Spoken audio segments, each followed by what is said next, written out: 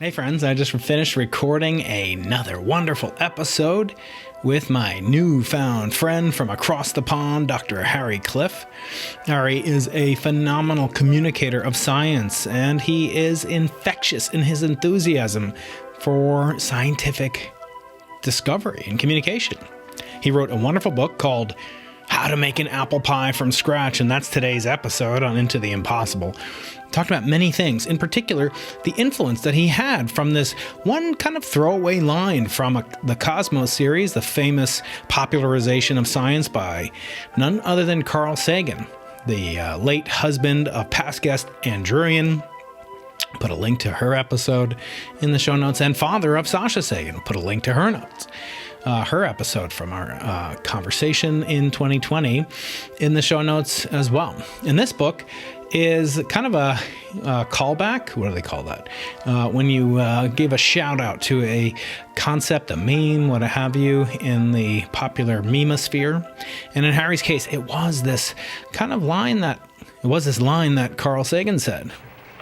If you wish to make an apple pie from scratch, you must first invent the universe. So Harry goes through the fascinating history of the elements, the chemical elements, which really leads us on a tour not only of chemistry, but of the particle physics that underlies chemistry. And furthermore, he goes into great detail on the fascinating discoveries that he and his colleagues are making at the Large Hadron Collider. You'll find that incredibly fascinating. I did as well. And he's just so delightful and so much fun to talk to. I know you're going to love this episode. Please leave a review. We have almost 400 reviews total from around the world. Just received one from Australia, calling me all sorts of flattering names. So I know it's not one of my brothers or something like that. But if you would, please leave a review, and you can do that. We'll have a link to the Apple Podcast feed, and you can leave a review no matter what podcast app you're listening on. That would be most helpful. And I want you to just enjoy the majesty that is this wonderful book by this young, brilliant writer from the UK, Harry Cliff, Dr. Harry Cliff. You can find links to get to know him better in his social media feeds, which he's quite prolific at. And I hope you enjoy this episode of the Into the Impossible podcast with yours truly, Professor Brian Keating, UC San Diego's Arthur C. Clarke Center for Human Imagination. Come on, let's go into the impossible. Any sufficiently advanced technology is indistinguishable from magic. Open the pod bay doors, Hal. Hello, everybody. Today is a big day. It is nearing the end of the year, and we are nearing the end of a successful, hopefully, some would say successful completion of another year of pandemic podcasting.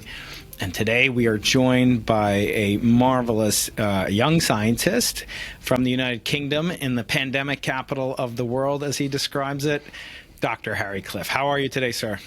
I'm well, Brian. Nice to talk to you. How are you doing? It's wonderful to talk to you. So we, as you may know, on this podcast, love to interview deep thinkers. And most of the people that write books that we have come on, and authors in physics and even outside of physics, are more theoretically inclined. And it's rare that we get an experimentalist to come on. And I think of yourself, and I've had on James Beecham, who's a collaborator I know, but very few other experimental particle physicists. And so I thought it would be great to have you on for a long time, but now more than ever, because for one thing, you recently released results, and you led some of the release of these results. And we'll talk about those from the LHCb, which alternatively stands for beauty or bottom, or I don't know, Brian. I like to think. But you have this wonderful book. This book is a phenomenal book. I'll try to bring it out and show it to everyone. Now, this is the U.S. version, the cover. And Harry, as you may know, on this podcast, we always do the thing that you're forbidden to do, which is to judge books by their covers. So I want to ask you, what is the origin of this book's cover and title and the recipe within? You're the first cookbook author I've ever had on. So Harry, help me judge the book by its cover. Yeah, well, I mean, so the title is How to Make an Apple Pie from Scratch. And actually, the title, in a way, was one of the last things to come to me. I've been thinking about writing this book for a long time. And you're right that I think a lot of people who write popular science books, they tend to be more on the theoretical side, because I think they're the people who are thinking more in this sort of abstract, whereas quite often experimentalists are down, with a spanner doing the sort of nuts and bolts stuff. So part of what I wanted to do with this book was to tell the history of particle physics, nuclear physics, astrophysics, but from a sort of experimentalist point of view. So there's a lot more experimentation and sort of observation in the book than maybe you would necessarily get in other accounts. But in terms of the title, it was one of these things where the book is essentially about where does matter come from, what are its origins, how far back through the history of the universe can we go in understanding where it comes from. But I spent a long time trying to figure out like a kind of accessible hook for the story, and it actually came to me when I was walking through my local subway station in South London, and they have this whiteboard there where they have a thought for the day that's written up, and sometimes it's like a kind of trite thing from a self-help book, or sometimes they have they're a bit more elevated and it's some philosopher. But this particular day it was a quote from Carl Sagan, which he uttered I think at the start of episode 9 of Cosmos, this big blockbuster 1980s TV series, where there's this slightly strange scene where he's sitting actually at the dining table of Trinity College, Cambridge, at the high table, this big oak panelled medieval hall, and there's this like musical score and this apple pie is brought out to him, and he looks at the camera with a little twinkle in his eye and says, If you wish to make an apple pie from scratch, you must first invent the universe. Thank you very much. The point he's making is that even this really mundane object, if you really want to understand it, you've got to go right back through the history of the universe, right potentially to the Big Bang. And so this was sort of, I thought, this is like a great way into the story. So the book is really about the origins of matter, but framed through this kind of idea that we're looking for the ultimate recipe for an apple pie. And in terms of the cover, then the publishers ran with that, and inevitably an apple ended up on the cover, given its association with Newton and gravity and all the rest of it. Yeah, it's delightful. And just to note, I have had on Sagan, Sasha Sagan, who's Carl's daughter, and for her wonderful book for small creatures such as we, and her mom, Carl Sagan's widow, Ann Druyan. So they were both on, and Ann is still involved with the Cosmos Project, and they've done more, I call them the first family of the universe. And we'll get into some of the topics of your book in just a bit. But just to point out that as a communicator of science, and I aspire to be that as well, I wonder, did you feel nervous? Is it okay to ask you if you had any reservations, trepidations? You're not a professor yet. If that's within your set of desirables, I wish you the best in that. But I wonder, did you feel a little bit frightened? If that's okay to ask you, I'd like to know. Writing this book was a risk, and I commend you on taking it and the courage to do so. Did that enter into your thought process at all at this stage in your career?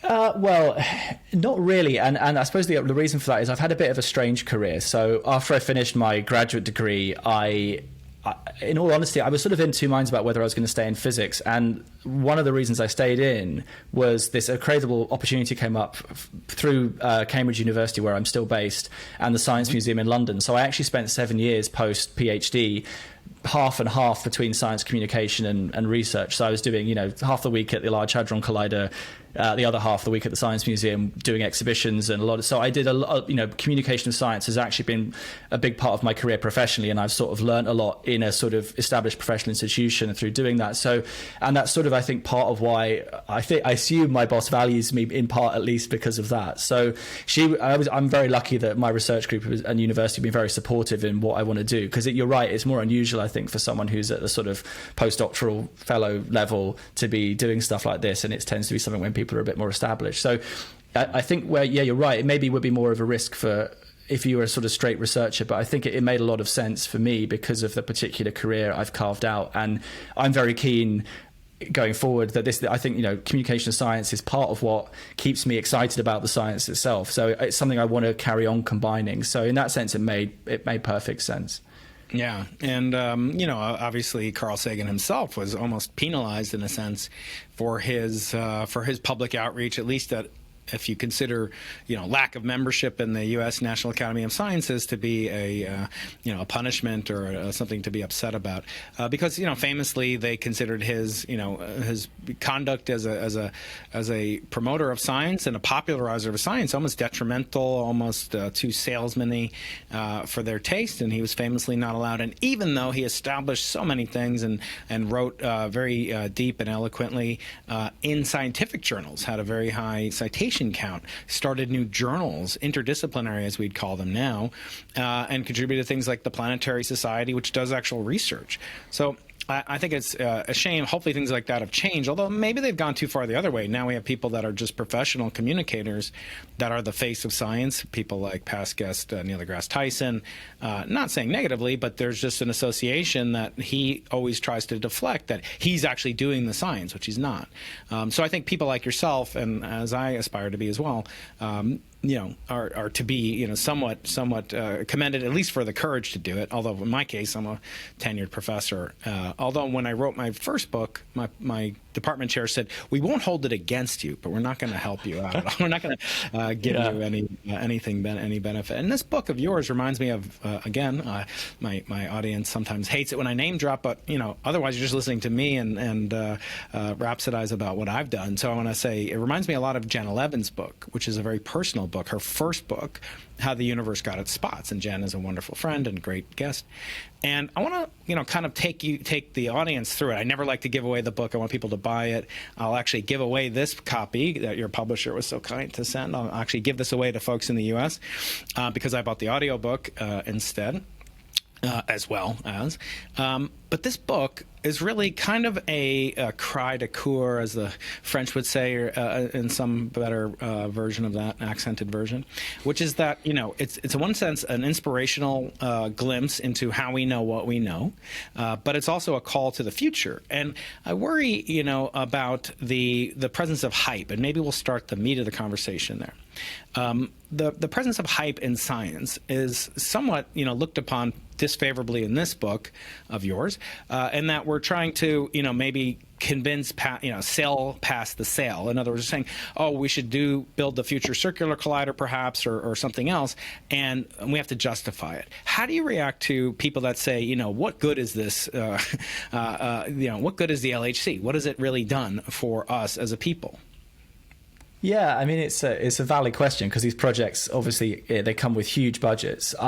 There's several answers to that question. I mean, the LHC justifies itself on a number of grounds. I mean, from a sort of, I think if you ask most scientists, the basic answer is the reason we do particle physics and cosmology and, astrophysics ultimately is because there's value in knowing about the world, and we want to understand the world we live in, and that has huge value. It's part of what makes us human, that curiosity about the universe around us.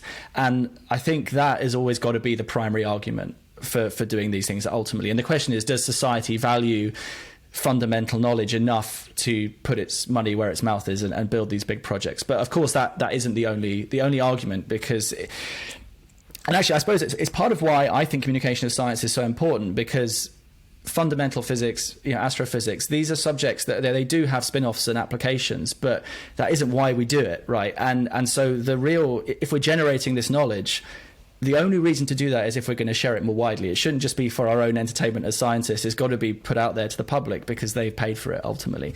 But in terms of there's sort of the classic arguments. One is that if you build something like the LHC, you have this big, complicated machine that when it was being designed, the technology didn't exist to build it, and you have to innovate in terms of, say, superconducting magnet technology or computing technology, and then developing those technologies for these publicly funded projects then goes off and has direct spin-out applications in the world. And the classic one that's always trotted out is the World Wide Web, which was invented at CERN by Tim Berners-Lee as a way of sharing information on computer networks, and then, of course, has a huge impact on wider society. A very practical example of this I saw a few years ago, where I went down to visit a superconducting magnet firm who are based in the south of England, and they take a lot of contracts from particle physics. So these are magnets that are used in the accelerators to steer beams of particles around the ring. And what they said was quite interesting, which was, usually when they take a contract from CERN or somewhere like it, they make a loss, because the amount of money that's being offered versus the technical challenge they're being asked to overcome there's a mismatch, basically. But the reason they do it is because solving these really hard problems, they always learn something, which then has an application elsewhere. So they've been working with this new type of superconductor called niobium tin, which is a high field superconductor that's going to be used in the future upgrades of the LHC and the future circular collider if it's built. And it's a very difficult material to work with, but they learnt to manipulate this material, and then directly from that project with CERN, they were then building proton therapy machines, so cancer therapy machines that previously would have been enormous building size things. They could now build a compact one that fits in the back of a van because they'd worked on this CERN project. So that's just one example, but there are kind of, you can find stories like this all over fundamental physics.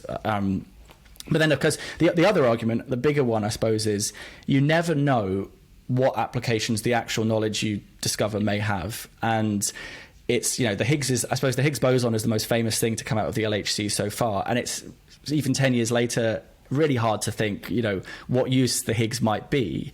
But, there's lots of lessons from history. If we go back to, say, the 1930s when nuclear physics was being discovered, and Ernest Rutherford, who is, the world expert on the nucleus, and he famously said, if you were thinking about getting energy out of the atomic nucleus, you're talking moonshine. In other words, this is in like 1932.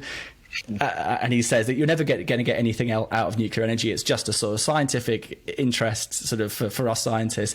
And then he's proven so spectacularly wrong within the space of, 13 years. So scientists themselves are often not the people who are best equipped to understand what the impact of their own work is going to be. And so those are there are all these arguments, I think, why we do this stuff. And, that's ultimately why I think, for me, why we should build the next accelerator is because there's really important questions that we need to answer. But that is not, but also you're going to get all this other stuff that comes with it, we hope.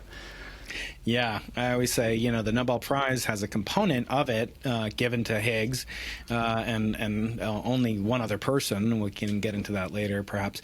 But the Higgs has a component that the recipient should be rewarded in part for conferring the greatest benefit to mankind. And obviously, the first Nobel Prize was to William Röntgen, who you talked briefly about in the book, and for the discovery of X-rays, and then that was used to benefit, medical diagnostics, et cetera. But I say, often, if the Higgs boson, properties of it are really relevant to the benefit or detriment of your life, I have some good psychotherapists that I'd like you to meet. And yet, oftentimes the problem with basic research that you and I traffic in is that it does produce technology, and then people expect the jackpot to keep paying out, not just with Nobel Prizes, but with technology. And I want to take a statement that I really love this book, Harry. It's such a great book. I found out, I loved your interview you did with Lex Friedman, our mutual friend, and he called you one of the greatest scientific communicators. And I didn't realize how great a writer you are, but it was really such a delight to go through this book, because it's actually a stealth kind of chemistry book, as I say, in the tradition of Gen 11, but also in the tradition of Isaac Asimov, who was a great writer, but both of science fiction, but of science fact. And he was a chemist, and his book, Through the History of Chemistry, really hooked me on science, and I back as a 12-year-old, and I hope that this will do the same for other young people, as was your intent. So you're to be commended on that. One of the themes that comes up is the concept of a historic experiment. And you mentioned just recently Rutherford, and you called his experiment, one of the first historic experiments. Talk about what that means. What is a historic experiment? Are there still historic experiments? What is that nature? Why are they so crucial, in your opinion? Yeah, I guess by historic experiments, I suppose we're referring to these moments where, someone gets hands-on with nature and discovers something really profound. And there are a number, I go through quite a few of these in the book. Actually, one of the earliest ones I think I mentioned is quite a sort of fun one, which is Antoine Lavoisier, who is seen as one of the fathers of modern chemistry, or the father of modern chemistry. And he did this experiment where he had this, he sort of done a lot of work on combustion and chemical reactions, and also the sort of early version of the periodic table, or at least the first list of chemical elements. And he became interested in, do animals combust their food? In other words, is there a form of combustion taking place inside animals? And he did this experiment famously where he put a guinea pig in this bucket of ice, effectively.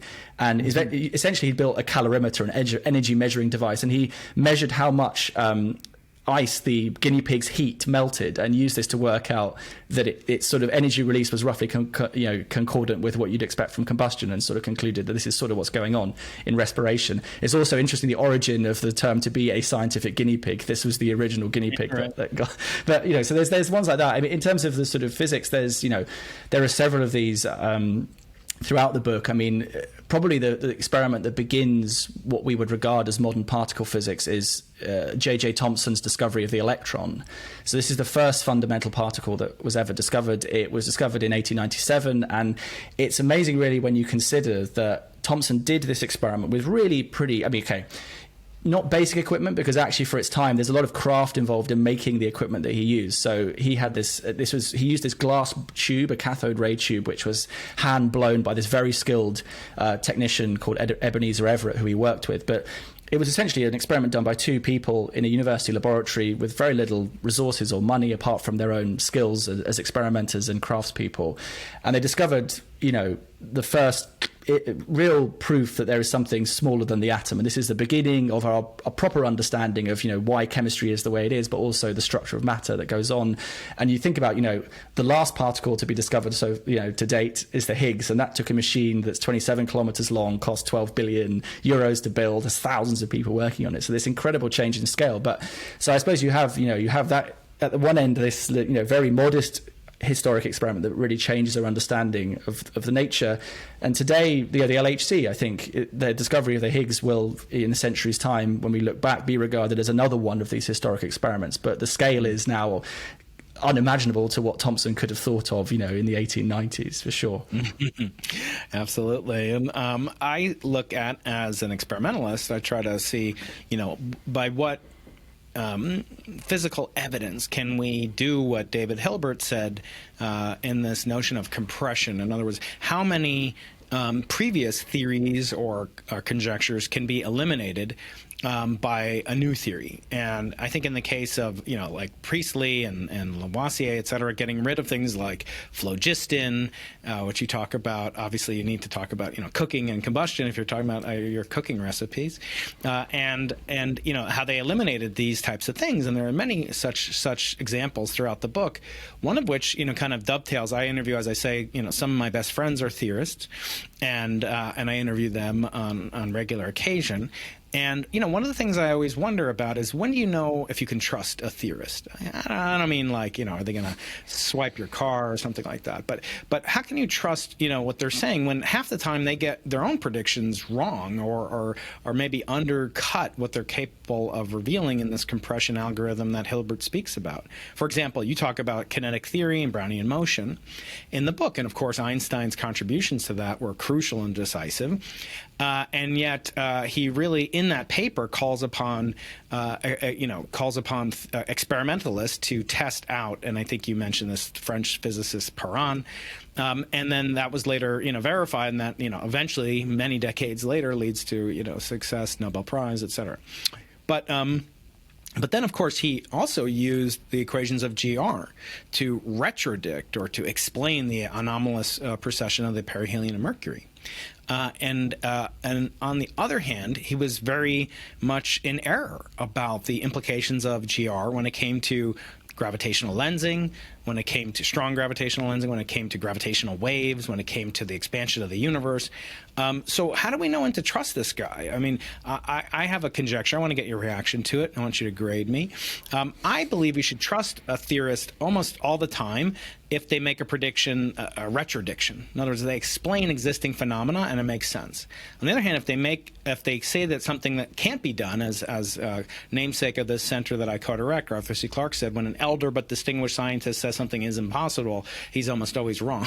So how do you know when to trust your theorist colleagues, et cetera? How do you know that they're appropriately taking into account the existing data and evidence that we have, but also, standing on firm ground, and then maybe extrapolating when they're too timid and they don't realize what the implications are? How do you know when to trust a theorist? Like, if you were alive back in 1905, would you have trusted Einstein?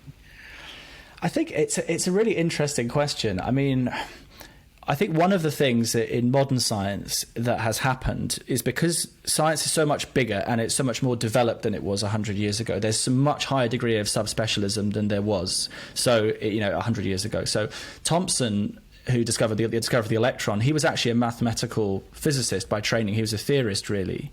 But he kind of, he was rather strangely appointed the head of the Cavendish Laboratory, its experimental laboratory, which everyone was very surprised about because he was actually famously clumsy, often would break his own experiments. And, but nonetheless, you had someone there working both as an experimenter and as a theorist. So he was coming up with ideas and then himself testing them, which is very rare these days. I mean, at the LHC in high energy physics, there's a kind of hierarchy or a kind of taxonomy of different sorts of people. You have, even within experimental physics, there's the people who are the sort of hardware experts, people like me who do data analysis. Then you've got the theory side. You have the phenomenologists who are sort of using the fundamental theories to try to connect to experiment directly. But then you've got the people doing the really sort of fundamental big picture stuff. And it's not clear that these people can't always talk to each other, very, very easily because they don't speak the same language. So, the people that I work most closely with are phenomenologists, who are sort of the closest theorists to experimentalists that there are. But, if I was going to go and talk to a string theorist, I would have no idea what they were saying. So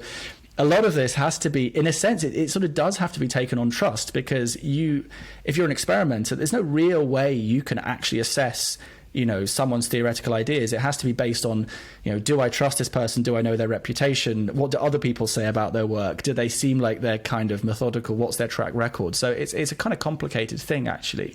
And it's a crucial thing at the moment. I mean, maybe we'll get onto this, but what's happening in LHCb at the moment, the experiment I work on, is we're seeing these anomalies which seem to disagree with the standard model, our current best theory of particle physics. And one of the big questions is it that, there's several possibilities when we're seeing these things, is that one, it's genuinely like new physics and it's a big breakthrough, but there's a lot of much more mundane ones, and it could be an experimental error that we've made on our side, but it could also be a theoretical effect that's been missed, because the calculations that from the theory side that are being made are very complicated, and you have to take into all kinds of difficult calculations in order to do them. And that there's a lot of doubt about, a famous one that came out this year, for example, was this muon measurement from the muon G-2 experiment at Fermilab. And the big debate there is, again, they see this discrepancy between the magnetism of the muon in their experiment and what theory says it ought to be, but then there's another theory prediction that's much closer to the experiment, and they have different techniques for calculating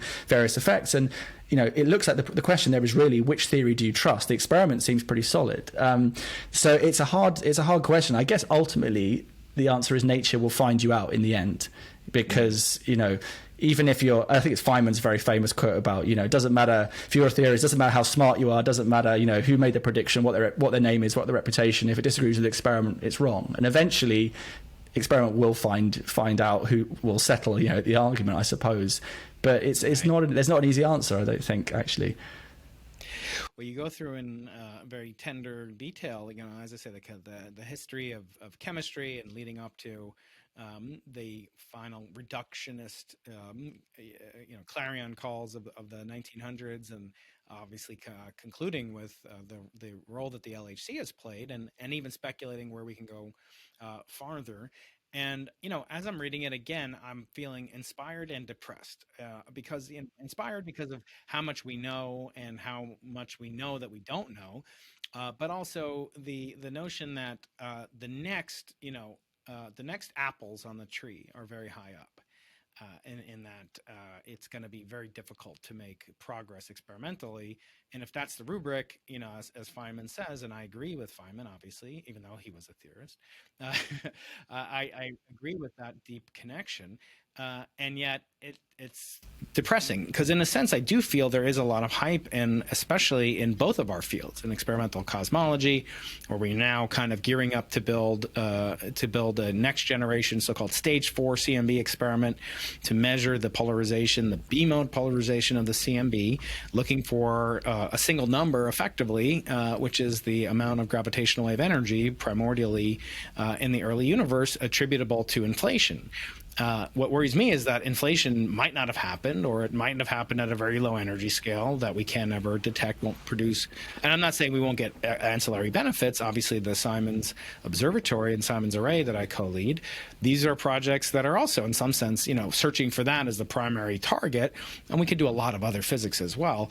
But the other physics is not why we would build it. Just like I don't believe that, building, the LHC was built, primarily to discover the Higgs. And now that it discovered that, there's other justifications, but the justification that bigger is better, it seems to ring a little bit more hollow in this era of constrained budget. No, budgets are always constrained, and you go through the calculations of how much it would really cost and how little that is in the grand scale. And then a delightful science fiction, vignette at the very end, which I won't spoil because I love listening to the audiobook. I thought that was delightful to hear your voice. But when you have to sell it, as Feynman also said, I hope you never, in his famous, the first principle is not to fool yourself. He also says at the end, I hope you'll never compromise your principles to get money, meaning that, to get the experiment that he claims is necessary to validate a theory, that you won't oversell it. Because as he said, one of his depressing moments was when the scientists said, well, if we told them, the reality, they'd never fund us. So when the apples are so much higher up, the next level beyond the Higgs is so far away, how can we justify it? And is that not depressing to you? Yeah, it's definitely a challenge to make the case for these projects, for sure. I would say that and I make this point in the book, that the next machine, if there is a next machine, the big question we're trying to answer now is, what is the Higgs boson, in essence? So the Higgs has been discovered. It seems to be the one that's predicted, but there are reasons for, there are strong theoretical reasons for believing that an object like the Higgs should not exist. It should not be possible. And the main goal of the next machine will basically be to study the Higgs at the highest details possible. And this question is actually, it's sort of, the question that this next machine will be trying to answer is sort of the fundamental shift, I think, that's been happening in the last 10 years. It's associated with that. And I don't know how technical we want to get, but basically there's this problem known as the fine-tuning problem, or the hierarchy problem, to do with the Higgs, which is that... No, the more technical, the better, actually. Well, more technical, better, yeah. So the Higgs boson is a vibration in this thing called the Higgs field, and the Higgs field is unique amongst the quantum fields that we know about that make up the world around us, in that it has a uniform, non-zero value everywhere in space. It's like the whole of space has this kind of amount of Higgsiness that fills it, and that sort of amount of energy in the Higgs field is responsible for the masses of elementary particles. It's also, and the structure of the fundamental forces that we observe in the universe around us. But there's this weird thing that this value that the Higgs field has seems to be incredibly unlikely. And if you do a sort of naive calculation using quantum field theory with some assumptions about, how far up in energy you can go to the Planck scale, you find that there should really only be two natural answers to how strong should the Higgs field be. And it's either that it's off, it gets pushed to zero, or it gets whacked way up to the Planck energy, this enormous energy scale. And in either of those two scenarios, we wouldn't be here, because in this case where the Higgs field is off, electrons, for one, have no mass. In fact, all the fundamental particles would be rearranged and the whole universe would look totally different, but there would certainly not be structures that we would recognize. So we could not exist in such a universe. And the other option is where it's at the Planck scale, then everything gets so heavy it collapses into a black hole, and again, you have no structure. And we have this, to achieve this weird value, which is, in particle physics units, the value of the Higgs field we think is about 256 giga electron volts, more or less. I think that's right.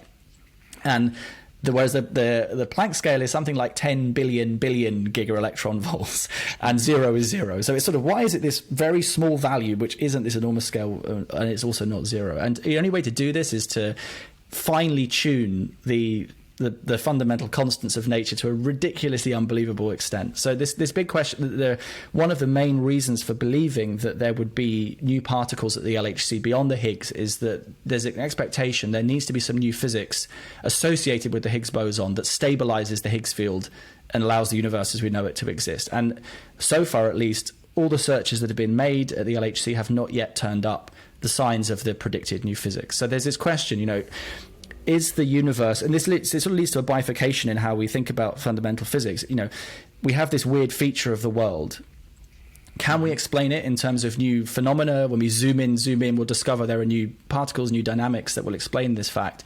Or do we have to we start relying on anthropic arguments, in terms of multiverses, where the Higgs field has different values in different parts of the multiverse, and we live in the bit we do because it's the only one we can live in, and so on. And that sort of goes to really deep into the heart of what we mean by, the kind of questions we can ask in science. Because I think a lot of, I don't know, I think a lot of people start off at least with a distaste for the multiverse, because it sort of says, well, you can't answer this question because it's probably set by some multiverse argument, which we can't test, and we can't, do any experimentation to see if it's right, but we'll just have to sort of take it as assumed. So what this next machine will do is settle that argument one way or another, because actually the LHC, at this point, was made to me by Nima Arkhani-Hamed when I interviewed him for the book, that the machine that everyone really wanted was the Superconducting Supercollider, which was this American project that was being built actually in the early 90s and late 80s in Texas, and it was going to be 80 kilometers long. It was going to go up to an energy about 3 times higher than the LHC, and it got cancelled because of budget problems and political problems, and the LHC is sort of almost like a sort of smaller compromise, a sort of consolation prize in a way. And actually, it doesn't really go up to the energies you need to really test this problem. So basically, if you want to sort of the Higgs, basically with the Higgs, we've seen this thing, but we haven't got the resolution to zoom in on it and really study it in detail and understand, is it actually made of smaller things? Is the Higgs a composite particle, for example, which would explain this problem potentially? And we can do that a bit at the LHC, but we can't settle it. And the next machine's job is really to settle this question. That's the big selling point. And there are lots of other things it can do: dark matter, antimatter asymmetry, you name it. The thing about colliders is they're very, very rich places to do science, because you can ask a huge number of different questions with a collider. If you think this question with the Higgs is an important question to answer, I think a lot of people would say on its own, that's the reason for doing it. And the other stuff is more, that's when we know we'll get an answer to one way or another. We may not like the answer we get, but it will at least settle the debate. And we may also get answers about dark matter, about loads of other things potentially, but there's no guarantee of that. So yeah. That's the scientific argument for doing it. And it really comes down to, I think, do you think this question is important enough to justify these experiments? But I think if you say that it's not, then you're sort of saying, well, okay, we're going to give up on this type of fundamental physics to an extent. I mean, there are things you can do at low energy experiments that can give you sensitivity to what's going on at higher energy scales, but, only in a sort of usually in quite restricted sort of scenarios. So if you say we're going to stop at this point, well, we're kind of having to sort of, in a sense, say, well, that's the end of this kind of exploratory science, at least for the time being. So I think that's why we still have to push and make the case for this. And maybe we get onto this, but I mean, the other big argument that may be there, and this still depends what happens at the LHC, is these anomalies again. And if these anomalies turn out to be confirmed, they are indicating the existence of particles that could be almost certainly would be within the energy range of the next generation collider. So that would be a kind of guaranteed win if these anomalies turn out. But maybe we'll talk about that in a bit. Yeah. Actually, let's go there. So today, the CERN Courier published a nice interview with Edward Witten, who is, at no point will be a guest on this podcast. I've already asked and been rejected. Nima has promised me he's going to come on, but it's proving harder and harder as time goes on. But in this interview with the CERN Courier, which I'll have a link to on the show notes, he says, it's for people love to say if such and such will happen at an energy scale not too much above the LHC energies, and you go through in the book, how hard it is to go up by 10%, let alone 3 times, 6 times, 25 times. So he claims the dream would be to get a concrete clue from the current experiments about what is the energy scale for new physics beyond the Higgs particle. And the interviewer asked the follow-up question: could the flavor anomalies be one such clue? And he says there's multiple places. The possible anomalies in B physics observed at CERN are extremely significant if they hold up. So I want to talk about that and your recent results from October, in which you reported a number. It's very, I was going to get a tattoo of this. R sub K superscript 0 sub S and R sub K superscript asterisk plus, which were detected at several sigma. What the heck is this? What are these numbers? What do they mean in simple terms? And we can get detailed in just a bit. But what is the basis of this? First of all, what's a B? And what is B physics going to tell us, and how could it imply perhaps a clue to the existence of new physics that's testable with the current technology that we have, not some future collider? What is B physics, and what are these strange symbols? So, well, B stands for beauty, which is the name which is usually applied to one of the 6 quarks by B physicists. So we tend to call what's usually called the bottom quark, we call the beauty quark for strange historical reasons, I guess, because we'd rather be beauty physicists than bottom physicists. And it's the 5th heaviest of the quark. So there are 6 quarks in 3 generations, 2 in each generation. It's the heaviest down type quark. So this is the very heavy version of the down quark that's inside protons and neutrons. And these things are really interesting because they are relatively long lived. So because of the way they interact through the weak interaction, they live for, in particle physics terms, a long time, about 1.5 trillionths of a second on average before they decay. And they can decay into most of the particles in the standard model because of their mass. And that makes them a really rich sort of area to do physics, and they're made in huge numbers in the LHC collisions. So when you bang protons together, because protons are made of quarks and gluons, you tend to make lots of quarks and gluons, including billions and billions of these beauty quarks every year. And the particular area I work in is in very rare decays of these beauty quarks. So yes, you create one of these things, it lives a little bit of time, trillionth of a second or so, and then it decays. And there are particular decays that are extremely rare, by which we mean that, if you have 1 million beauty quarks, one of them might decay like this. And there's a particular set of processes where basically a beauty quark transforms into a strange quark, which is the sort of next lightest version of the down quark. So it's the sort of next one along in the generations, and emits either a muon and an anti-muon.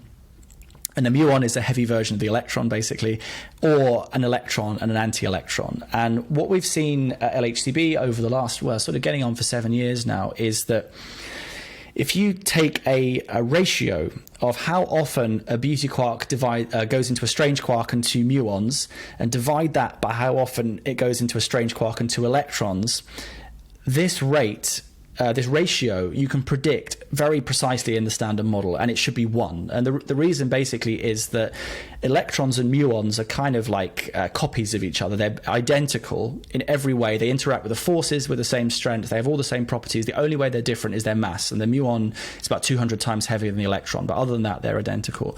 So because all the forces interact with these particles at the same rate, you also expect, or the same strength, you also expect beauty quarks to decay into muons and electrons equally. So you should get the same numbers of these different decays. And what we've seen consistently in a number of different data sets and with different teams of people measuring them and different decay processes, we're seeing that the muon decay seems to be happening less often than the electron decay. And the reason this is a really powerful measurement is because I sort of talked about theoretical uncertainties, and one of the problems with these decays is not just the measurement, but also predicting theoretically, say, how often should such a process happen.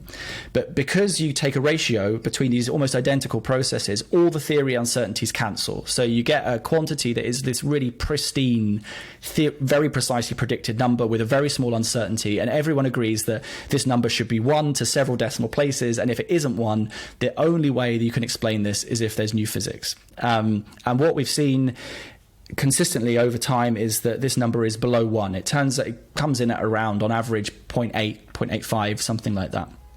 What we've done over years is we've measured different types of these decays. Basically, the difference between them is that the beauty quark, you don't see the beauty quark on its own. It's always coupled up with other particles, usually an anti-quark. So you can have a beauty quark with an up quark, for example, or an anti-up quark, technically. Or you can have a beauty quark and an anti-down quark, or a beauty quark and an anti-strange quark. And this spectator quark, which doesn't actually do anything, it just kind of sits there and while the beauty quark does its thing, that means you observe different particles in your your detector, because what you see is the composite state, not the fundamental particle. So what I measured with a student of mine, John Smeaton, over the last few years has been two of these decays, basically one of which is a beauty quark with an up quark, and the other one which is a beauty quark with a down quark. And what we found using all the data that's available from LHCb so far is that, again, this number comes out below 1. It agrees really well with the other anomalies that have been seen. And this is sort of a gradually strengthening picture. So with anomalies, what usually happens is if they are there's this question in particle physics is you might see an effect that's 2 sigma away from your standard model prediction, say. Well, 2 sigma effects come and go all the time. You do loads of measurements. Some of them will wander away from your theoretical prediction. And when you get an anomaly like that, what happens is you add data, usually is it disappears. It goes back to the standard model. And we've seen this historically. In 2015, there was this big excitement over this thing called the diphoton bump, which was a wiggle in a graph that turned up in Atlas and CMS's data.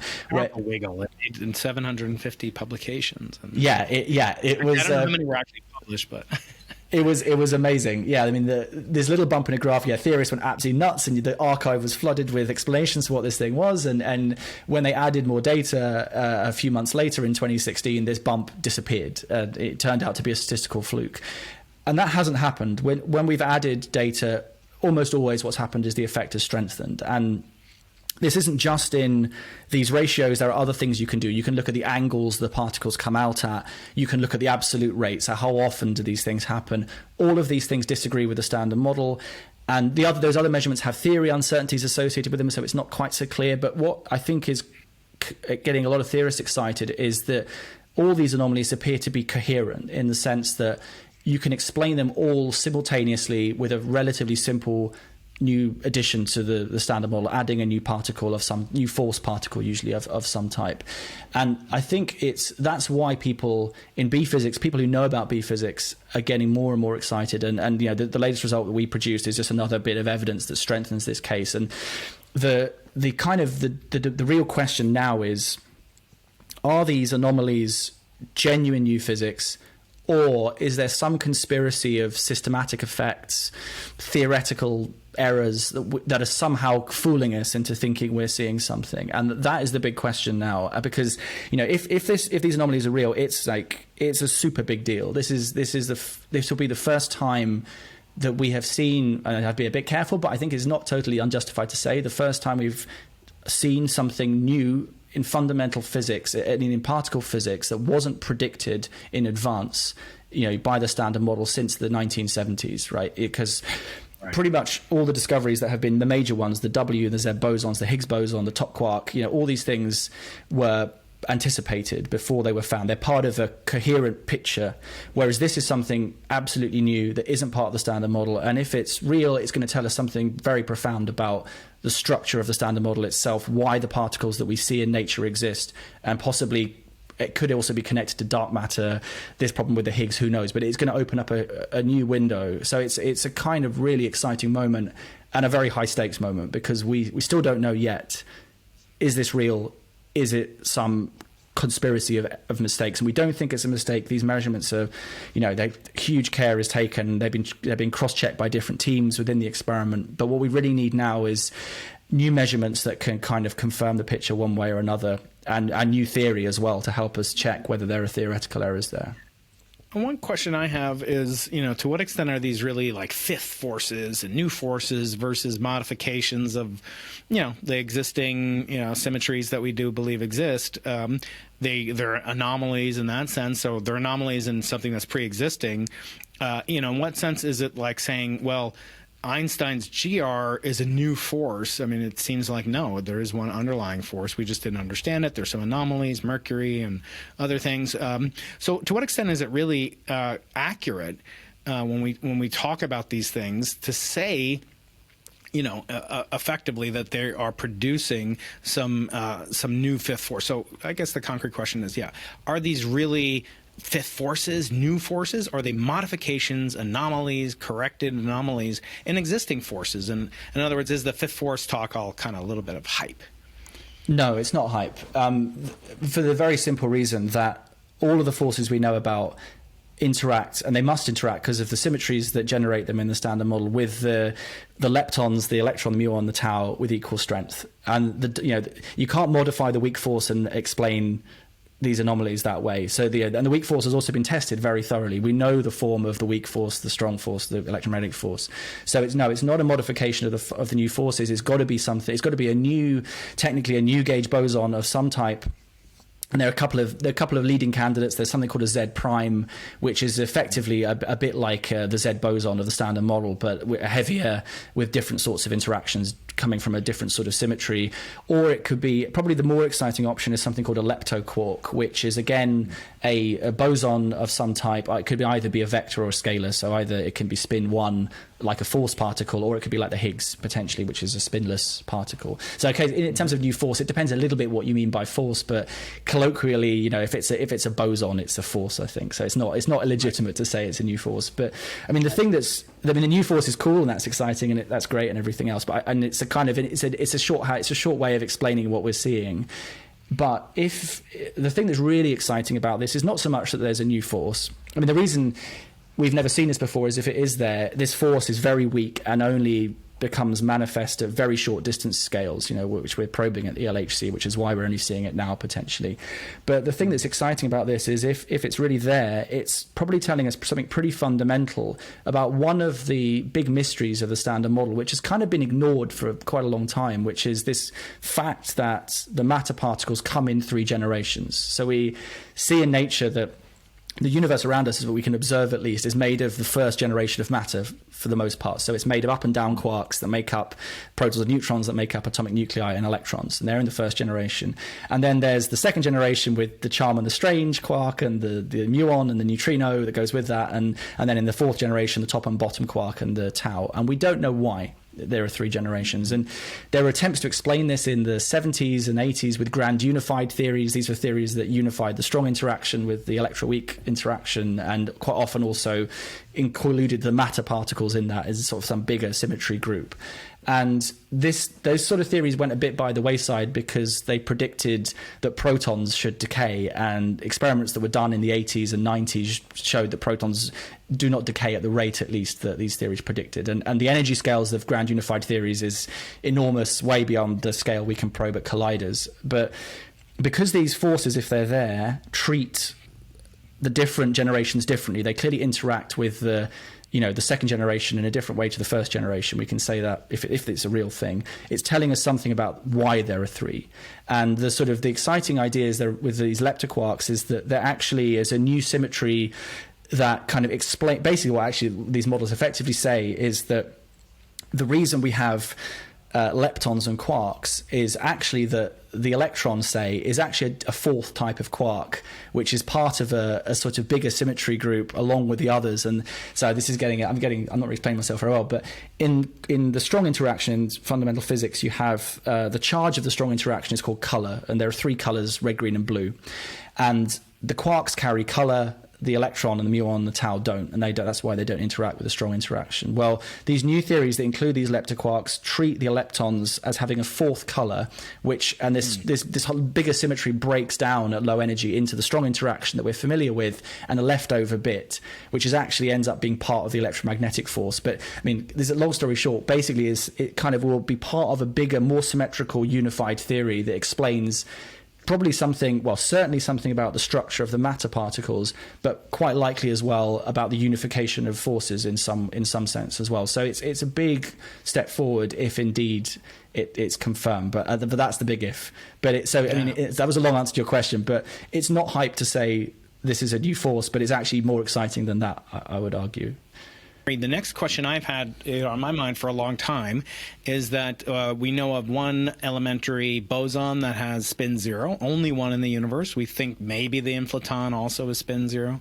And with the existence of the Higgs, I think that led some credulity, or hope at least, that we could have more credulity in the Higgs existence. We have spin 1/2 fermions, and then we have spin 1 and hopefully maybe even spin 2 bosons, respectively, the photons and gravitons, but there are no spin 3/2 fermions. Or what would you even call them? Are there theories and are there ways to test why this missing gap? You talk in the book about the formation of light elements. You go back to Gamow and the Burbages, who are my late great colleagues here at UC San Diego. Talk about that, and Hoyle and Fowler, and this missing gap. Is there a missing gap analog that precludes the existence of a spin 3/2 elementary particle? Well, so this is now not really my area, but I do know a little bit about it in the sense. So I think the spin 3/2 particle, if it's there, it's predicted by supersymmetry, for example. So it's the super version of the graviton. So in supersymmetry, you have the symmetry between bosons and fermions, and the fermions in the standard model all get bosonic versions. So the fermions have spin half and they get spin 0 partners, and the bosons, which are spin 1, get spin half partners. And the graviton, the super graviton, or gravitino, I think it's usually referred to, gets a spin 3/2 particle because the graviton is spin 2.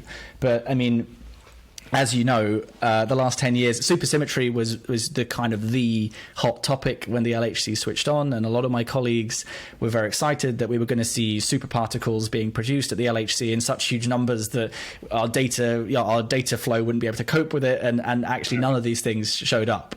So, I mean, that isn't to say that supersymmetry is wrong, because supersymmetry can exist at any energy scale. The reason for thinking that it was accessible at the LHC was to do with this argument about the Higgs boson and fine-tuning and naturalness and so on, and that was why you expect it to turn up at the LHC's energies. If you don't buy that argument, though, supersymmetry can be at any scale, including all the way up to the Planck scale. So these spin 3/2 things could be out there. So far, we have no evidence of them, but we'll have to wait and see. No info so far, at least, I'm afraid. Mm-hmm. But they're certainly possible. Oh, very good. And then next, I want to pivot to the extremely early universe in which many things occur, including something that, at least in the context of stellar nucleosynthesis, you talk about as almost miraculous. And indeed, Hoyle himself called the formation of carbon within the cores of hot young stars as a type of miracle, this famous beryllium resonance that you described. Are you troubled at all by some of the, by these fine-tuning issues? I mean, very famous ones involve things that you talk about in the book, from, the formation of the lightest elements and the various timescales and the necessity for the Sakharov condition that requires conversion of antiquarks into quarks. It's by these sphalerons, which you do an extremely good job of describing. How many miracles can one science tolerate? At some point I've had on intelligent design advocates, I've had on avowed atheists, and this is either an embarrassment or and even in this article by Witten that I'll link in the show notes, he talks about, well, now he used to be really against the anthropic arguments, but now he's coming to see, especially if the landscape is true, and how many miracles and landscapes and multiverses can one field tolerate? Yeah, it's a good question. I mean, I suppose, the ideal situation would be that, take the beryllium resonance that is responsible for the production of carbon in red giants. This is pretty finely tuned, and if you move the resonance energy one way or another, then it all goes wrong. And there's a similar resonance in oxygen, that if you had a resonance at a certain energy, all the carbon in the universe would turn into oxygen straight away. There'd be no carbon, which would be a problem for us. So Hoyle famously had this kind of moment after the discovery of the beryllium resonance when he was at Caltech with Fowler. So this sort of amazement at the state of affairs that allowed the elements that we know and love and are made from to exist.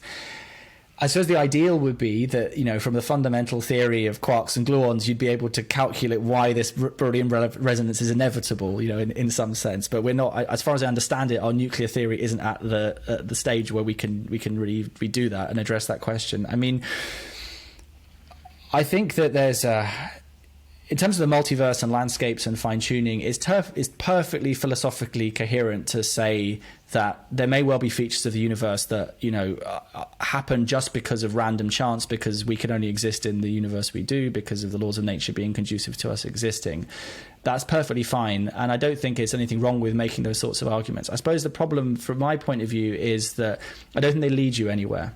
You kind of, if you accept that view, it's not clear to me where you go after that, apart from to say, oh, okay, maybe it's the multiverse, but I make this point in the book, which is that the multiverse is a perfectly rational idea in the sense that every time we discover something new about the universe, you go back to Copernicus, say, where the argument is the Earth the center of the universe? Is it special at the center of everything, or is it orbiting the sun?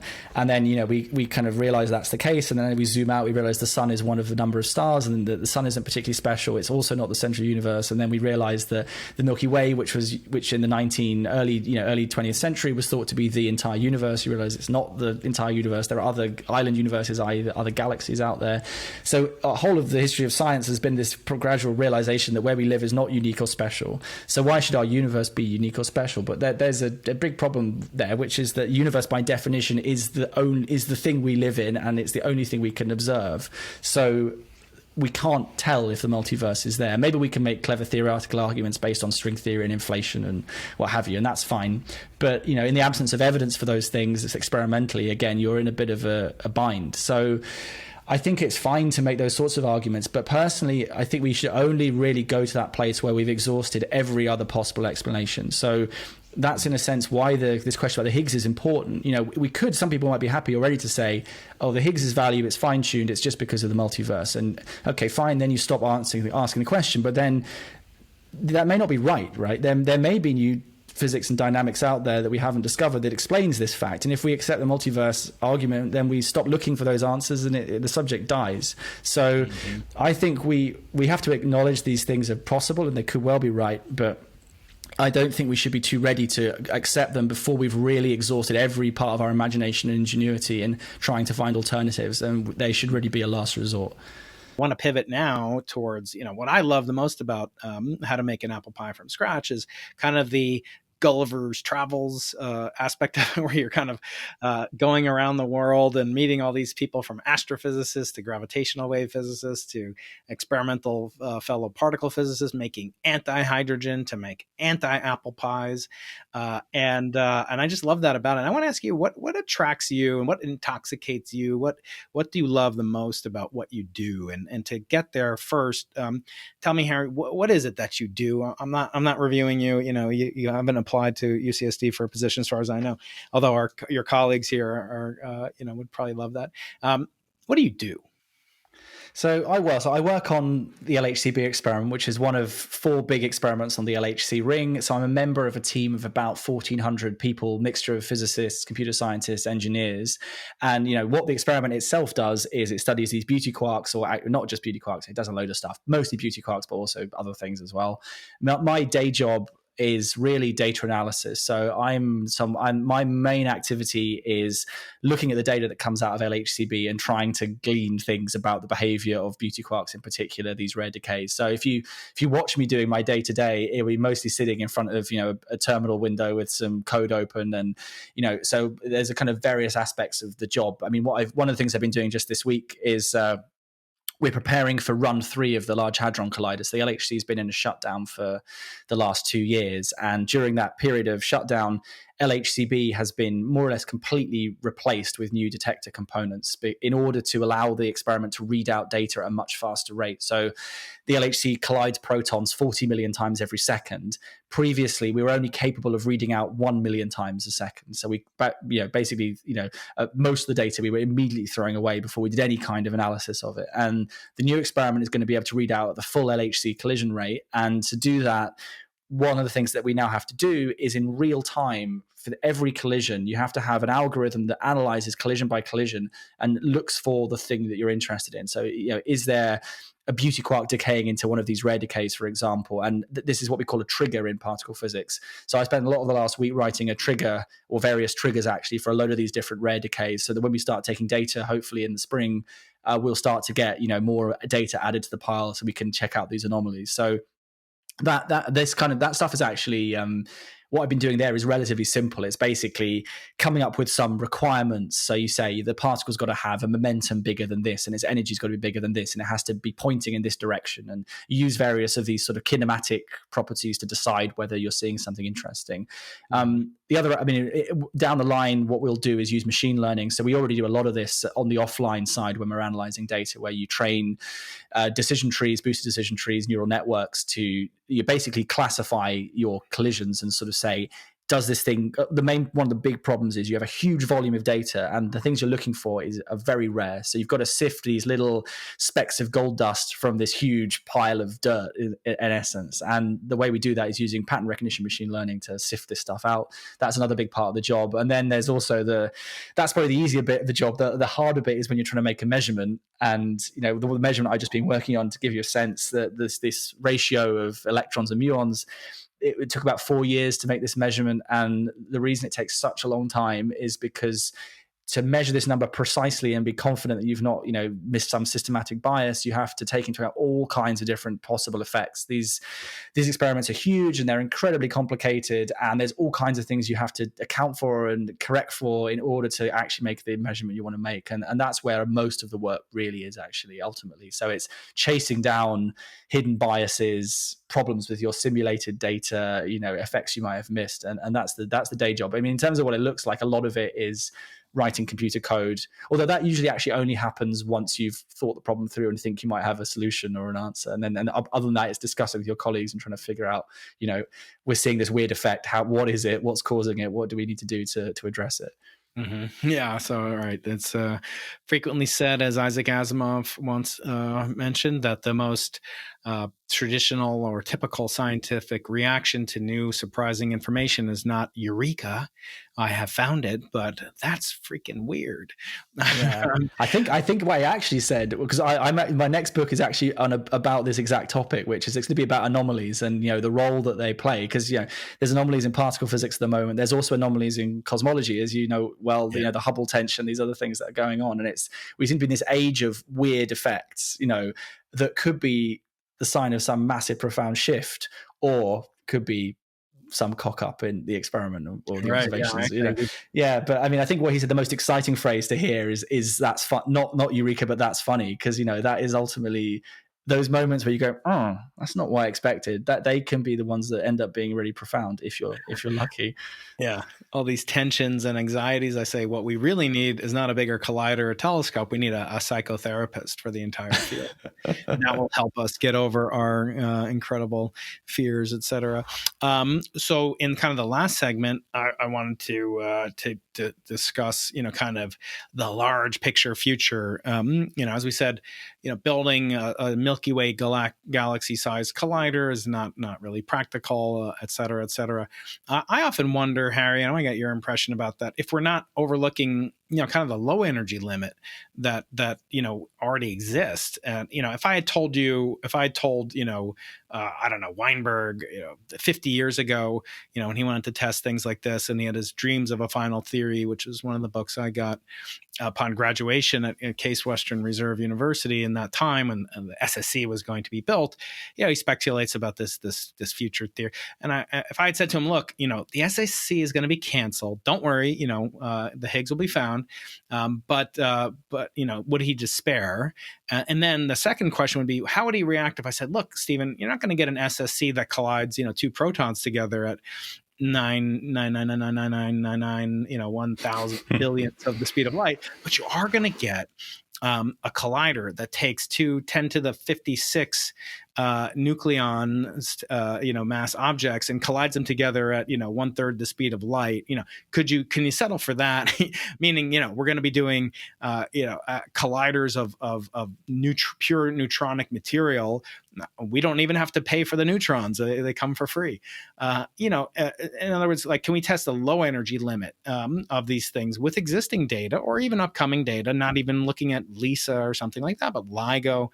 You make this really fun point, which is true, is that there's always a temptation to upgrade your instrument, so much so that some people think, just never run the instrument, just keep upgrading it. Because when you win by a factor of 8 by doubling the sensitivity in LIGO, it's pretty tempting. It's hard to get factors of almost an order of magnitude. Anyway, long-winded question, but looking back at your former countryman there at Cambridge, Sir Isaac Newton, he proved color unification, if you will, of light by 2 prisms, and then he blocked out the blue light and saw what came out was not white light when he had 2 prisms. Anyway, are we missing out on unification, or this obsession, as I always call it? Are we putting the toe, the theory of everything, before the gut? We don't even have a grand unified theory, correct? So what can we do with existing data or near future data? Like, can we just keep running LHCb and then out, or Alice, and out will pop cool new results, or can we look back in historical data or cosmic data to do the same? Yeah, it's a really good question. Actually, I had this discussion recently. I was talking to a colleague at Imperial College who works on these anomalies as well, and I was sort of asking him, what does this make you think? He's a more sort of senior established academic, about the future. Does this get you excited for the future collider, for example, these anomalies? Because if these anomalies are right, then the particles, the forces that go with them, the particles are probably slightly higher energy than the LHC, although they could be accessible at the LHC potentially. And he said, well, I don't want to have to wait for the future circular collider, because I'm going to be dead before this thing delivers any data that's going to tell us the. So basically, and that's I'm not that old yet, but that's even sort of true. I mean, by the time the FCC tells us something about these anomalies, I will probably be retired. So if you want to have a career where you find something out, you've got to look at what data you've got available already, and there's a lot we can learn from the LHC still. So, first thing, we got to confirm these anomalies one way or another. I think that will probably happen quite soon. In the next few years, we'll get an answer, and we can do that by making different sorts of measurements than the ones we've already made with the existing data. And I'm just starting a new project which is going to look back at the data we've got from 2012 to 2018 and extract new information from it.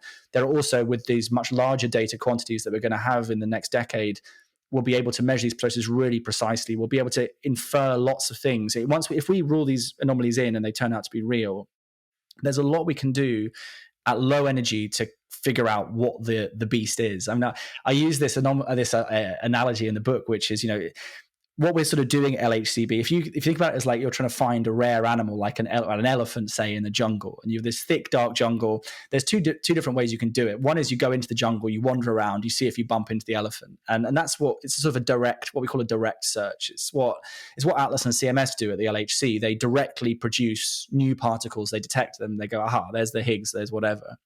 But actually, there's another way of doing it, which is this indirect method, which is rather than going and looking for the elephant, which might be deep in the jungle, it might be really hard to find it, there might only be one of them, and you're not very likely to stumble across it. If instead you look for evidence of the elephant that it leaves behind, like footprints on the ground, broken branches, animal droppings, whatever, then you can start to build a picture of this animal without ever even seeing it. And actually, if you go back through the history of particle physics particularly, pretty much every particle since the electron, well, it's not quite true, but certainly in the last few decades, every particle that we've seen was really discovered indirectly before it was seen directly. Like there was evidence of the Z boson 10 years before it was found directly in a collider. So really what happens is these sort of indirect experiments discover particles, and then colliders confirm them to some extent. And so what LHCb can do with its data, this force, if it's there, will modify loads of different, it won't just act in one area, it will modify lots of different processes in subtle ways.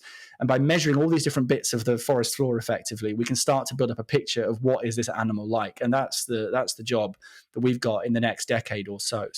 And at the same time, actually, as these anomalies are getting stronger, Atlas and CMS are kind of waking up to the fact that this is actually quite serious business. And they are now thinking very hard and starting to make measurements looking for these force particles directly in the collisions. Because these particles are rather unexpected. They're not the sorts of things that were the sort of vanilla new physics options. So a lot of the searches that have already been done don't really touch the parameter space where these things live. So there's a lot you can do with the direct search data as well. So there's a very strong chance we'll learn a lot in the next decade without new machines. It may be that we get a very good picture of what this thing looks like, but we don't find it directly. And then that will give us a really clear target. So we'll say, okay, we can tell from all these measurements, this thing probably has an energy, a mass of 5 TeV or whatever, and we're going to need a collider with this sort of design that collides these particles to produce it, and we can focus the next sort of the future of the field in that sort of way. So I think, yeah, there's a lot you can do at low energy, and even though I work at high energy collider, the energy scales of beauty quarks is actually much lower than the LHC. You don't need an LHC to do beauty physics. And indeed, there's an experiment in Japan called Bell 2, which is currently taking data on a much smaller electron-positron ring, which basically is specifically to make beauty quarks. That's all it does, and it studies these things. And that's another area we may get some more information. That experiment is going to try to corroborate what we're seeing at LHCb, and that will be the clincher, I think. That will be the thing that really convinces everyone. If 2 independent experiments see the same effect, totally different technology, it's game over. This thing's real. So yeah, that's just in my area, and this is true. I think in dark matter searches, for example, at colliders, where the old sort of ideas about WIMPs tended to be particular types of, particularly energy scales, quite high masses, in the hundreds of GeV or TeV scale.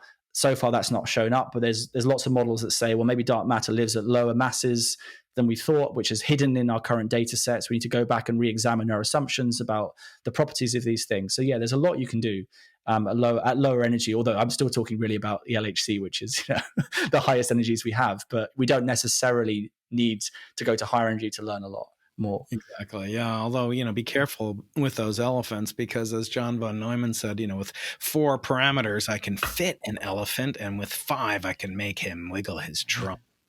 So maybe that brings up the last topic about, the role of computation in the work that you do. I mean, you're not building, the collider itself, and much of the work has been done. And so a lot of the work does come down to new advances in CPUs, GPUs, and so forth. We always joke in your field, you get like our year or lifetime of experimental data, which might be a few petabytes. In cosmology, you get that in an hour or two, or a couple seconds maybe, but you throw away 99.999%, kind of the same ratio as you have for the speed of light accelerating a proton. But you guys throw it away, we keep it. Do you think we could get more out of the existing data if we could make it more efficient? Would that rely on, improvements in computing or storage, something really simple, quote unquote? Because as I understand it, most of the advances in computing power immediately get sucked up by new clever uses of those supercomputers. So the Moore's law isn't really panning out as much. Could there be advances with quantum error correction, codes, or could there be a way to not have to sacrifice so much of the data and get to keep it, so that you don't have to build a bigger accelerator, you just use more of the events that occur? Yeah, it's a really good question, and it's a problem that we grapple with all the time. So, I was grappling with this myself just last week, because this new data we're going to get in 2022, this trigger that I was writing to try and select these rare decays, what I found, well, there's basically, you're allowed a certain amount of bandwidth. You're allowed a certain amount of kilobits per second that come out of the experiment, and you can't go over that, because you start to basically everything will get overloaded. And I was finding I was having to put very harsh requirements on the particles that I was looking for in order to keep the data rate within the allowed bandwidth. And that means you're throwing away a lot of useful information. And at the moment, it's quite hard to avoid that, because you've got lots of triggers, lots of people doing different things with the same data, so they all have to fit within a budget and so on. I mean, there's increasing interest. I mean, one of the things this is the big challenge really of LHCb in Run 3 is, how do you get this data rate out of the experiment? And the bottleneck really is, processing power and storage ultimately. Mm-hmm. And the more of that you can have, the more of the data you can record. But, there are clever things you can do. And, one of the things that's happened a lot in the last 10 years, when we started out, we were just doing these very simple cut-based requirements. More and more now, it's machine learning that's much more efficient, that can select the data, the signal much more efficiently, and reject the background much more efficiently. And in the future, I think, one of the things that people are working on is, actually, although these things already run in real time, they kind of run on what we call reconstructed information. So if you imagine a collision and particles go everywhere, and the first thing that happens is the reconstruction runs, and it joins, you have these dots in the detector where a particle, when it joins a line through, and it reconstructs trajectories, momenta, energies, all kinds of things. So there's a quite high level information that's fed into these algorithms that already says there are 100 particles in the event. Here's a list of their momenta and energies and their charges and stuff like that. But what would be great is if you could have a machine learning algorithm that doesn't have to have that reconstruction. It just looks at the raw hits in the detector, just the unprocessed digital information and can see patterns in that directly and shortcut all of that processing. I mean, maybe that's something I think there's interest in, and it's maybe where you can make big gains in the future. But there's also this other problem as well, which is, if you're throwing away 99% of your data, you're doing that on the basis of things you think you're going to see. So it's a particularly acute at the other experiments, because we actually do know we're looking for beauty quarks mostly, so we can predict what they're like, and that's fine. But if you're at Atlas and CMS and you think, okay, well, I've got this model of dark matter that I want to look for, fine, you can write your algorithm to look for that. But what if dark matter is a bit different to what you thought? What if it's at lower energies, or it has different lifetime, or decays in a different way than you expected? You might miss that completely, and so that is another issue, and that's a harder problem to solve. But yeah, for sure. I mean, computing is more and more the limiting factor for these experiments, much more than the hardware, the detector hardware itself, and both in terms of data processing, but also the other thing we need a lot of is simulated data. We need to simulate the experiment to calculate all kinds of systematic effects and correct for efficiencies. And as you get more data, you need more simulation, and that becomes a real problem as well. So yeah, it's a huge challenge, and people working very hard to address it. People who know a lot more about computers than I do, I should say. Oh, that's great. Well, you know a lot about a lot of things, and therefore I want to take advantage of your very generous discretionary time that's left that I have. You've been so generous, but I love to ask these existential questions, which I call the impossible thrilling three. So, Harry, if you're willing to go into the impossible, please let me know, and we can begin that process right now. Yes, I am willing. Okay. Well, you're a young man, but there is a concept of an ethical will. And an ethical will is in contradistinction to your material will, which will hopefully not be activated either one until you at least reach the biblical age of 120 years old. But an ethical will, and that's the age Moses was before he failed to get into the promised land. And we all have struggles with the promised land in some sense. And he left an ethical will to the descendants, the Hebrews, of which I am one. But also Alfred Nobel left an ethical component of his will, as I said before. It had to confer a benefit to all mankind, not just have a benefit, to the scientist who discovered the effect. Anyway, I want to ask you: is there any piece of wisdom, ethical knowledge that you would bequeath to your biological, but also your ideological heirs when you spring forth this mortal coil at the age of 120, if not later? God, right. That's an interesting one. I think, God, there are so many. I mean, there's a practical thing. I think, particularly when I was earlier in my career, I spent a lot of time worrying about the future. And this happens in academia particularly, because you have these like short-term insecure contracts. You never really know where your next paycheck's coming from. You spend, and that can be very, I think, kind of it can be quite paralyzing some of the time. And I think one of the things I've got better at as I've got older is just chilling out about it. And so it comes from a sense of position of privilege, I guess, that I kind of, you have all these things. If I don't get another contract, what am I going to do with my life? I'm going to end up on the street, which is, of course, like, for someone who's sort of highly educated, is not really a big risk, actually. You're always going to be okay. Maybe you won't get to do the exciting things that you were doing before, but things will be okay. So I think, that for me has been quite an important lesson, just to kind of try and enjoy what you're doing when you're doing it and not worry too much about the future. I think that's a thing that I try to live by that, although I'm not always very good at it, because I think a lot of academics, I think, by nature are quite anxious, like worrying sorts of people. And if you go on, academic social media, there's an endless avalanche of negativity. I think it can be quite a depressing place to be. In your feed, which is positive, and we'll have a link to that, obviously.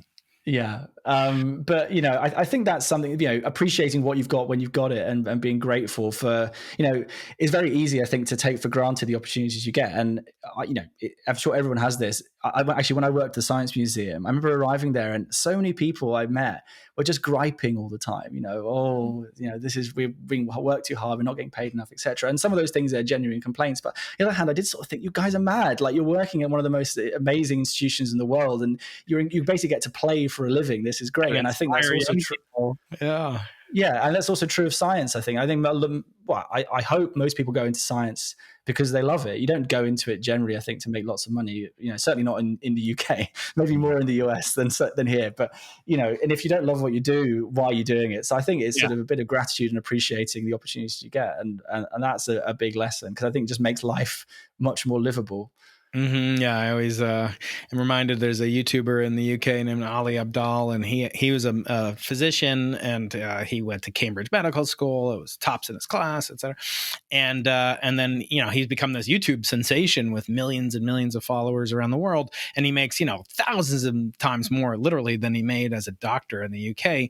And he would ask his colleagues when he was struggling to see what he should do next with his life. He said, if you won the lottery and had £1 million a year or whatever, which is even less than he makes, would you stay a physician? And almost all of them said, I would leave that afternoon, never come back. Whereas we as scientists, you're living proof of it. I'm a public employee in the state of California. We do it not for free, but it's not as much as we could do, turning your skills for evil and working for the Google cyborg, as I'm sure you could do. Okay, next question. Now we're going to go even further into the future, Harry. You ready? We're going to go 1 billion years into the future with your late great countryman, Arthur C. Clarke, had in the Sentinel, which became 2001, A Space Odyssey, the movie by Stanley Kubrick. And there's a scene with these primates, and they come upon this monolith, this structure that has all sorts of weird, kind of properties, and it looks massive. And they try to hit it with a bone, and then all sorts of things happen. And later on, this shows up on the moon, and we're not really sure what it is. It could be a warning. It could be a time capsule. I'm going to assume it's a time capsule and ask you the following question, which is not unlike what Richard Feynman once said. And it's called the cataclysm question. And his question was as follows: if in some cataclysm, Harry, all scientific knowledge were to be destroyed and only one sentence passed on to generations of creatures, what statement would contain the most information in the fewest words? I don't know if you know what he said the answer is, but I am curious as to what your answer would be to that very question. Well, that is a very good question. So obviously Feynman says that everything is made of atoms. That's his bit of knowledge. And it's hard to beat that, really. I mean, I'm trying to think of something different to say. Maybe it would be the scientific method. It would be, we can learn about the world by making hypotheses, testing them, see if the evidence supports the hypothesis or not. I think that, because, you go back to the history of, well, it's not even a history of science, a history of thought. And that idea is not around until relatively recently, this idea of making observations rather than just kind of having prejudices or beliefs about the world which are not really supported by any kind of rigorous process of testing. I think that in itself, if you were to follow that kind of process in any area, will allow you quite quickly to make discoveries. And maybe if we'd figured that out a bit sooner, we'd have discovered things more quickly. So maybe that's an alternative answer to the question. Good thing you didn't put, I'd put on a CD-ROM, with some sounds of nature or something. I actually asked Ann Druyan, the widow of the late great Carl Sagan, who's How to Make an Apple Pie from Scratch segment of Cosmos inspired your wonderful book. And she said something from the book of Micah, which is to act justly, love mercy, and but not walk humbly with your God, which is the end of the Micah quote, because she's an atheist, and I thought that was kind of cute. Okay, last question, Harry, before we break and give you some time off on a Christmas season, Christmas Eve, there in an evening in the UK. The last question now is we're going to go backwards in time, my friend, and we're going to go back utilizing Sir Arthur C. Clarke's so-called third law, which states the only way of discovering the limits of the possible is to go beyond them into the impossible. And that's the origin of the name of my podcast. I want to ask you, Harry, accordingly, in your life, what sort of mysterious aspect of life perplexed you as a 20-year-old, and yet the current version of yourself would give advice to surpass, go beyond, have the courage to go into the impossible? So I'm asking you advice to your 20-year-old self. Ooh. God, I don't know if I'm any wiser 15 years later. It's which is a bit of a depressing thought. Oh, no. God, what would I say? That's a very good question. I think I mean, one of the things that I think both beguiled me and excited me, but also sort of I found mysterious when I was sort of when you're 20, you're in your middle of your undergraduate, you're learning about physics, and you have this amazing experience. It's sort of like you get the greatest hits of human thought all compressed into the space of a few years, and it's this really exciting story. And I think what I kind of came away from it is, with it was the fact that we can learn. We have been able to learn so much about the world that it appears to be explicable, and that mathematical law describes the way that the universe ticks. And I think that is a very, very mysterious thing, but I'm not sure it's anything I have any greater insight into now. But I mean, in terms of sort of advice, 20-year-old though, you're a very wise 20-year-old though. Well, I don't know about that. But I mean, yeah, I guess it's sort of about this pursuit of curiosity. I think that's the sort of thing I would encourage myself to not lose sight of, because I think there's times where you kind of go through your career where you kind of feel a bit disillusioned. And I think, actually continuing to ask questions and be interested in the world around you is really important in pushing you forward. So I think maybe that's a bit of advice I'd pass on, but I don't really know whether I have had any great profound insights. Maybe ask me again in 30 years or something.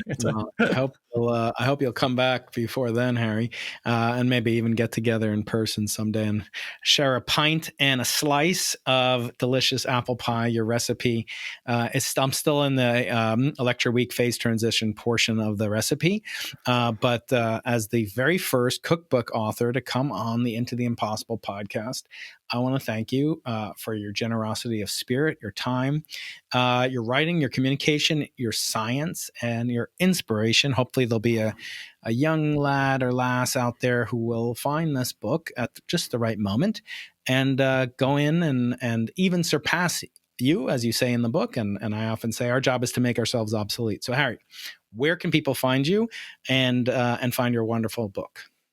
Well, you can find me. I've got a website, which is harrycliff.co.uk. If you just search for Harry Cliff, you'll find it. I'm on Twitter at Harry V. Cliff, which I occasionally tweet things. I haven't been so good recently.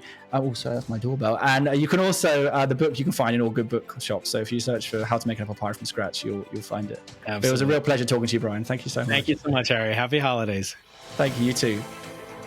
Any sufficiently advanced technology is indistinguishable from magic.